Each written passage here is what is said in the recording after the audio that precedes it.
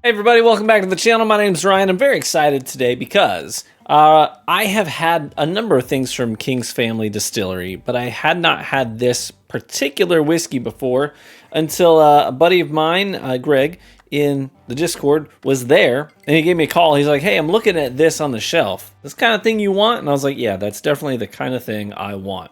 So I busted it open, shared it with some friends. I always do Friends Friday here at my house where my wife and I host friends. We both work from home on Fridays. So we have friends come over. We all post up our computers at the dining room table, and we sit and we chat for 8 hours while we work. And then after that, normally we have a fire, share some drinks, play some, this week played a whole lot of like board games and stuff like that. It's just a good time. But anyways, this was a hit. People really, really liked this. And I'm excited to cover it on the channel today. So what is this? Well, this is the Ryeconic Ice Wine Cask Finish Thrice Barreled. Okay, so let's break that down. So the Ryeconic is their rye whiskey. The rye grain itself is raised on a family farm. So it's all like in the family. They send that grain off to where I'm assuming MGP to have it contract distilled. So it's their grain, right? And they just send it over to you guys and say, hey, can you distill this for us? And that's what we have here is their rye whiskey distilled by presumably MGP. They then double oak it. So you get that nice double oaked rye kind of a thing going on, which I love a good double oaked rye, by the way. And then it's going to go into a third barrel.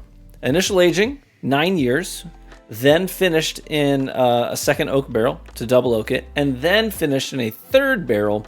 This one is an ice wine cask. Now, if you're not familiar with ice wine is made when you have the grapes on the vine and you let them freeze on the vine. Okay, you don't harvest all of them. You let some of them endure the first frost of the season.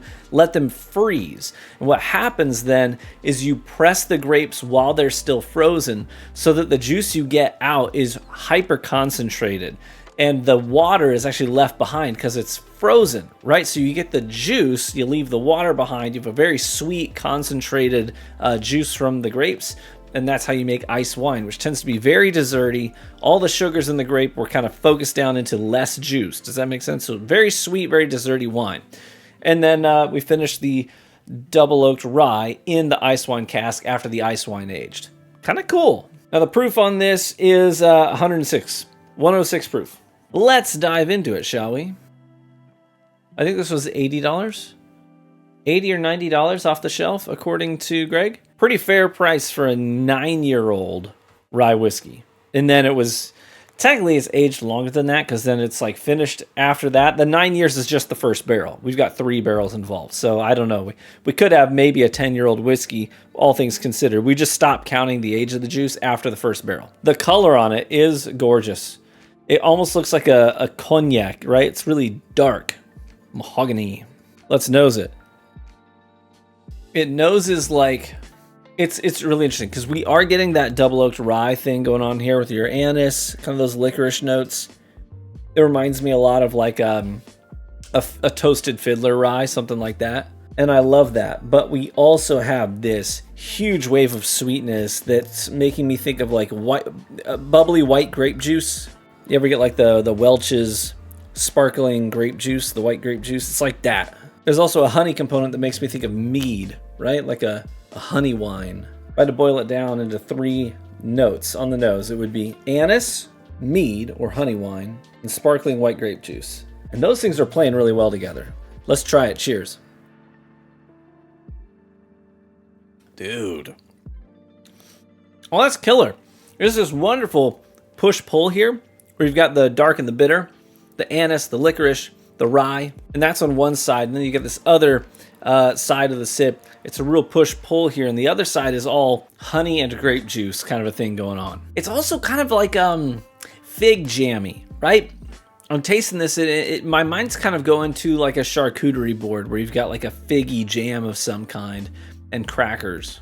I feel like this would be a really good like Christmas sip. Christmas season, cold outside, snow's falling, you got the fire on inside. You're under a blanket with your significant other, and you're sipping on this. That sounds like a really nice evening. Now the finish that stretches out is, I'm getting that bitter double oaked rye component, It's a little dry, it's a little bit bitter, but it does still cling on to some of the honey sweetness. So it's not just all bitter and dark, but we do have this nice long dry finish. If you liked dry wines, like dry whites, you would probably like the finish on this. Mostly tannic, a little bit sweet. I gotta say, this is everything it advertised. Double oaked rye, we get that. Ice wine, we get that. Those concentrated wine sugars, that sparkling white grape juice component to this sip. Yeah, everything they said would be in here, per the labeling, is in here. This is just a very well executed whiskey. The only thing that I think would elevate this further is if we kept a little bit more of that robust, bassy sweetness to it, that rich sweetness that we get on the palate.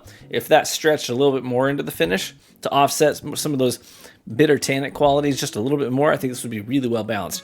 Not that it isn't otherwise pretty good. I like this quite a bit. It is distinct, it is unique, and for that it gets high marks. For me and my palate, I like this. This is, there's no regret here. I feel like with agitation, I get more of the honey on the nose too. Just a side note. Either way, really good. Hey, shout out to King's Family Distillery. I really like that. If you've not had a chance to try any of their stuff out yet, they do some pretty killer light whiskeys. And their honey finished Ryeconic is probably my favorite thing I've ever had from them. So keep an eye out for that as well. But thanks so much for tuning into the video today. If you enjoyed it, would you let me know by leaving a like in the video? Because that's the best free way to support the content right here on YouTube. I'm going to be starting my, I don't know if you can probably see them on the table here. My advent calendar of whiskey is about to begin. Okay, so my community, ever generous and gracious as they are, sent in 25 different whiskeys for me to try in December. So I'm going to start pre-recording these so I'm not doing them like whiskey every day, because I don't think that's good for me. So I'm going to start pre-recording these now so I can space them out, but then upload them, you know, bam, bam, bam, bam, bam through December so you can enjoy the whiskey advent calendar with me. Now, I won't know what any of these are. I think the plan right now is that I'll have a link in the pinned comment, because I don't want to know what they've been until the end, because I'm going to score every one of them. And then at the end, on day 25, I'll have my rankings, and then I'll reveal what they've been, so I can be like, no shot, right? Stuff like that. So then I'll see what has won. But I want you guys to know what these are as I'm tasting them. So in order to make that happen, what we're going to do is we're going to have like a Google document that's going to be updated for you.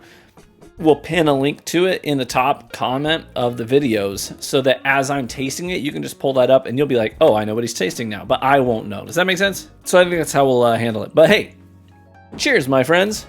May you live richly and get better with age. And I hope to catch you in the next one. Bye-bye.